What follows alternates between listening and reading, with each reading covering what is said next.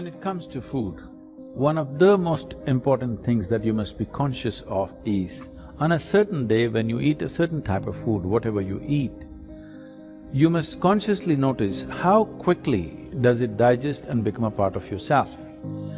Any food that you eat, if it lasts over 3 hours, that means you've eaten bad food and that is something to be either avoided or reduced in quantity.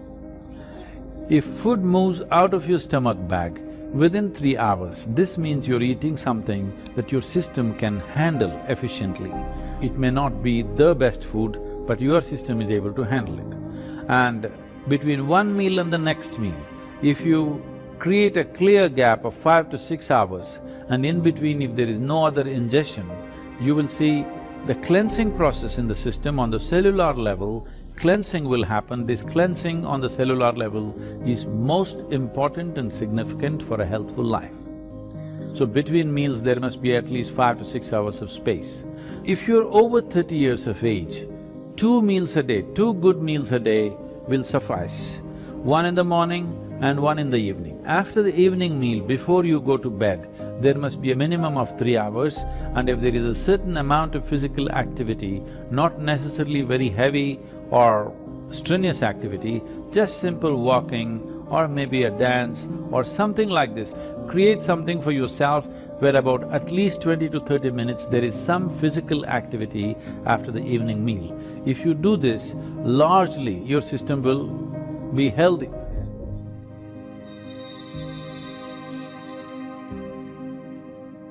Anemia means on one level the blood has lost its iron. You lost the strength in the body, you'll feel exhausted, simply exhausted for nothing. Because once the necessary iron is not there, your ability to carry oxygen through the body is less. That means your body, your heart, your brain, everything will be on a lower level of function because you don't have enough oxygen.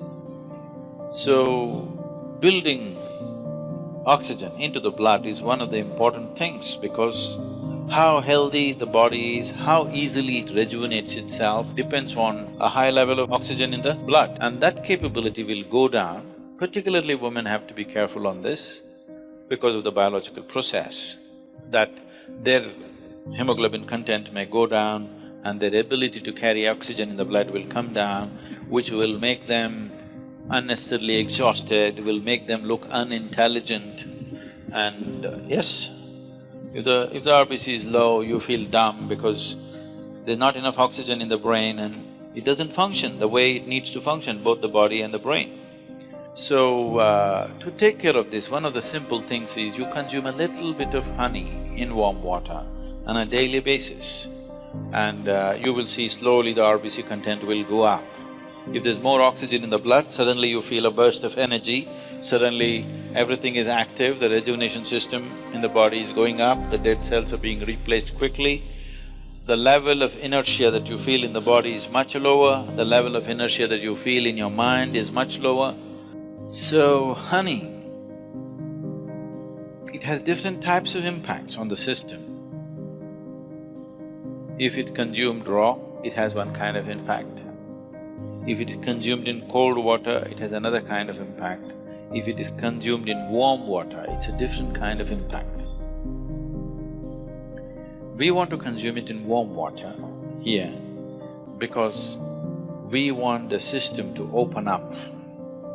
If you put it into boiling water, some part of honey will turn poisonous. So you should never put it into boiling water, or you should not cook the honey. I know in Western societies, people are making honey cakes and stuff, they're cooking it. If it crosses a certain temperature, then honey will turn poisonous. So it must be put into… like it's in a temperature that is drinkable. Into that you put. If it's boiling hot, you don't put.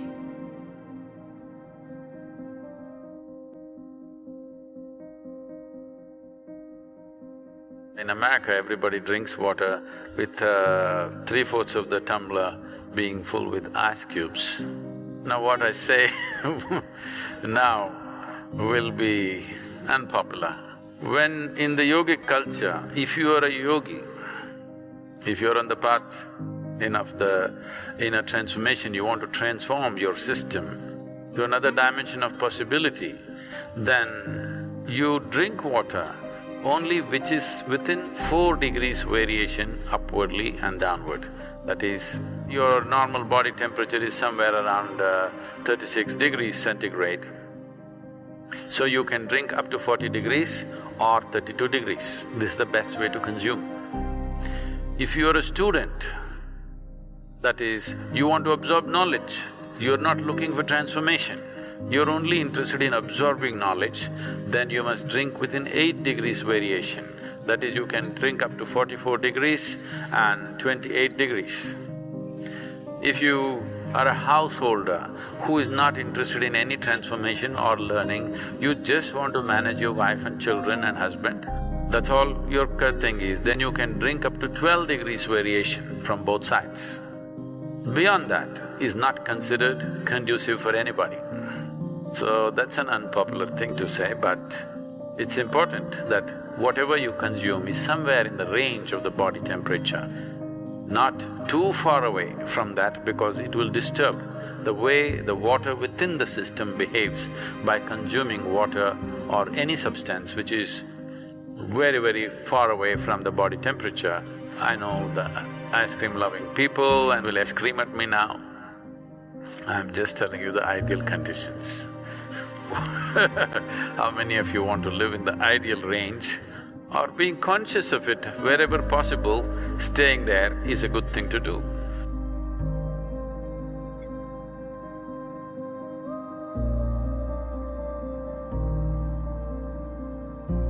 See, sleep is not a requirement in one's life. What the body requires is rest. Sleep is just one form of rest. Need not be, you can sit and rest, isn't it? Yes? You can stand and also rest. You're running, if you stand, doesn't it feel like rest? You're standing, if you sit down, doesn't it feel like rest? There are many ways of resting. The most important thing is, rest means you're changing the energy equation where consumption is lowered, production is going on at the same pace. So after a period of time, you feel rejuvenated because consumption has been lowered. Essentially, you are managing the energy equation. If you're in activity, the consumption is more. Whatever you're producing, it's not enough. After some time, you feel exhausted because the consumption has been heavy. If you lower the consumption and increase the production, after some time you feel energized. The ideal way to live is, there is no sleep in my life. But that's not possible right now, still body has some inertia. So it sleeps minimum. Rest of the time, it is at ease.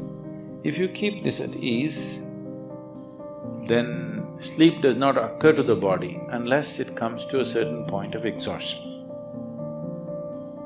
So body is never ever asking for sleep, but it is definitely asking for rest. If you can sit here totally at ease, it'll sit here for hours without falling asleep. Otherwise, this is the only way it knows how to rest. If you sit here now, one simple thing you can do is you sit down, you come and sit down here, just move your attention from the top of your head down to your toes and see if everything is loose and easy and relaxed and at ease. Or you sitting like this. Sit, just bring this to ease as much as you can. Not everything is in your conscious level.